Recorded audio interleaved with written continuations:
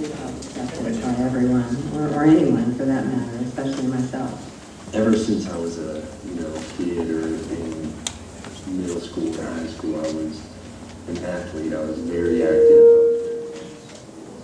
Simon just said that, since I was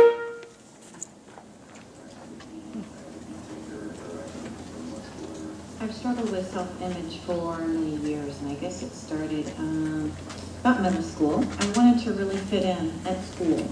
I wanted to be popular. I wanted to have a boyfriend. I didn't look the part that I didn't fit in, that I was way too heavy at 120 pounds.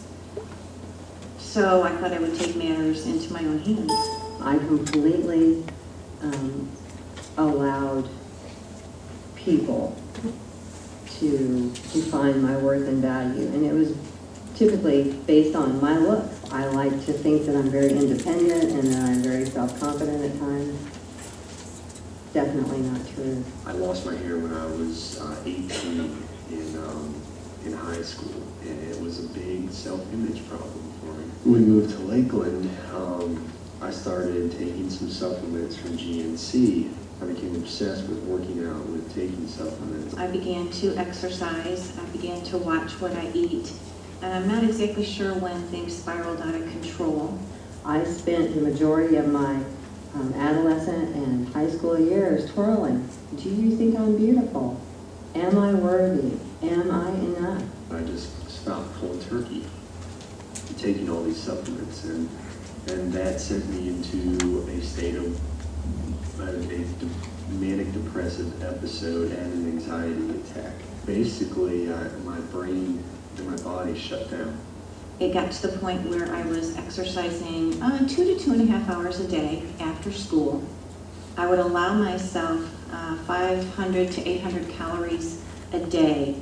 I had boyfriends at a very early age, experimenting with drugs, and started hanging out with the partying crowd. Anything to be accepted. I couldn't eat. I couldn't sleep. My sleep patterns were disrupted.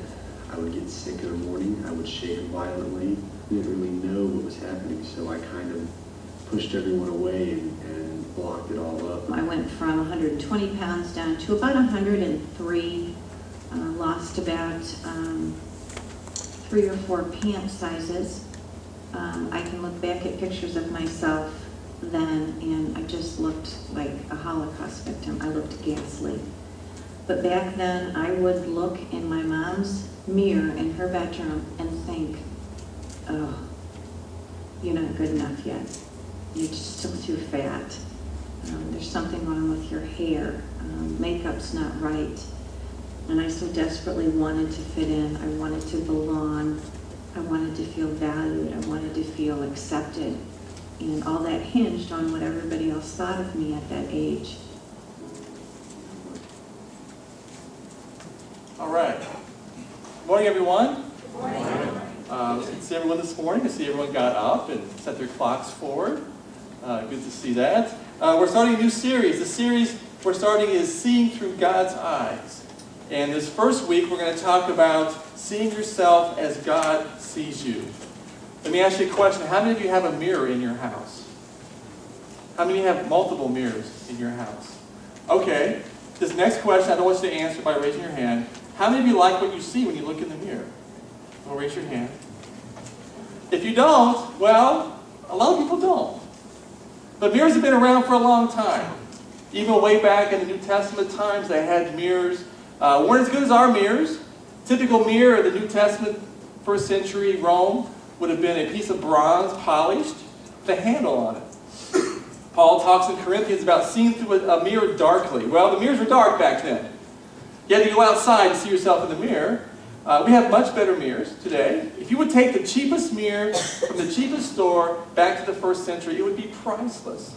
Because our mirrors are so bright and so clear. You can see every blemish. You can see every flaw. So I'm not sure if we're better off or not.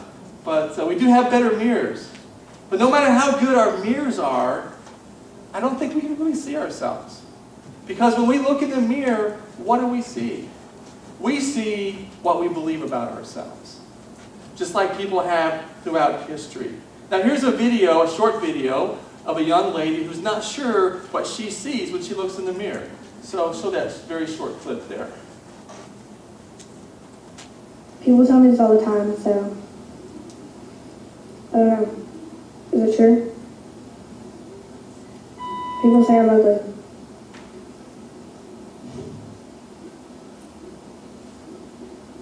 So tell me, am I? So that's a YouTube clip. This young girl, I don't know how old she is, maybe 10, 11, 12. She went on YouTube to ask the YouTube audience if she was ugly or if she was pretty. Now, I don't know why she would ask the YouTube audience that. If you had bad self-esteem before, certainly when you read the comments of these knuckleheads making these comments, you'll have bad self-esteem afterwards. But this is a young girl who's not sure about herself, and I don't know if it's a sign of the time, or if little girls have always been that way. I was never a little girl, so I don't know if they always wondered at that young age if they were pretty or not. But we have these questions we ask ourselves. Not only about our appearance, about who we are, and just our being and our self-esteem. I've heard people say that, and I think it's true, that the people that mean the most to us, those are the mirrors that we determine our self-esteem. In other words, what I think someone believes, the most important people in my life, what I think they believe about me will determine my self-esteem. Let me say that again. I have it written down here a little bit better. My self-image is based on what I believe the most important people in my life think about me. So in some ways, we're all like this little girl. We go around and we're wondering what people think about us. The most important people in our lives, they really determine our self-esteem and how we view ourselves. Now think about that. It's what I believe they think about me. Have you ever had someone tell you what you were thinking and be absolutely wrong? Have you ever had that happen? I think, how about every time someone tells you what you're thinking, that they're absolutely wrong? I can remember in Milwaukee one time there was a man in a church, and it was kind of a tragic situation. He got the bad business deal, he went bankrupt, and he felt bad because not only was he going bankrupt, but he also couldn't get to the church. And so I was at his house one day. He had this big desk, and he said he wanted to give me that desk for the church. And I knew he was doing this out of the goodness of his heart, but I didn't want the desk because I had no place to put it. Big old desk. And so I'm thinking, what should I do here? Should I just take it and find some place to put it because I know he wanted to give it to me? Or should I just say, well, no, I don't really want it, but thank you anyway. He looks at me and he says, I can tell by the look on your face you really want that desk. And so I said, yeah. But now think about that. We determine our self-image by what we think people believe about us. And there's all kinds of room for misinterpretation of what people think. Isn't that kind of scary? That I base my self-image, and out of our self-image comes so many things. If I believe myself to be competent, then I will act in a competent manner. If I believe myself to be a failure, then I'm going to fail. If I believe myself to be lovable, then I will find love. If I believe myself to be unlovable, then I'm not going to find it.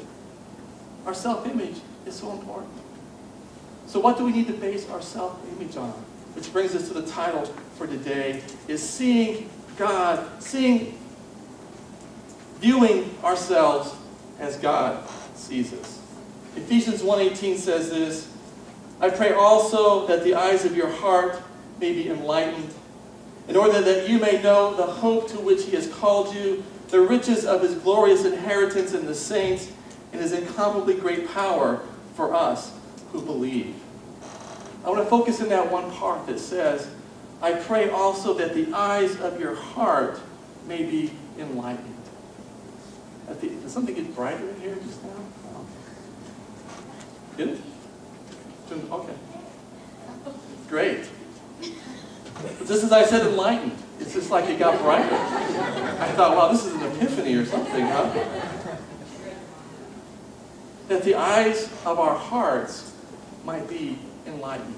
There are some things that we just can't perceive with our natural mind. I believe that we are just so locked into our own self-image that it takes God himself to enlighten our eyes, to open our eyes. So I hope and pray in these next few minutes that the Holy Spirit will open your heart, will open your eyes, and we can really see, catch a glimpse of how God views us. Because if we can do that, I believe it'll change our lives. So how does God view me? First of all, God views me, God sees me as acceptable. That's the first point in your outline there, if you want to follow along in your outline. Guys, to watch this video, a little bit lighter, on the lighter side. You just killed every cat in Denver. I know. Oh. Nope. It's a sad situation. Was that in tune? Relatively, yes. They're a cruel bunch. Didn't sing very well, I'm not gonna lie. It's so bad. Keep watching me till I cry. Freedom! Freedom! Freedom! Oh, yeah. Yeah, a little less conversation, a little more action, please. All this aggravation ain't satisfaction in me. What about Vegas, right? As a holiday, yeah. Call up 313 off the phone to let me know you made it home. What? Get me out of here. Wasn't good, dog. It was really, really bad. Oh, God, I love this show. Oh, come on, that was awful. Guess I just don't have what it takes.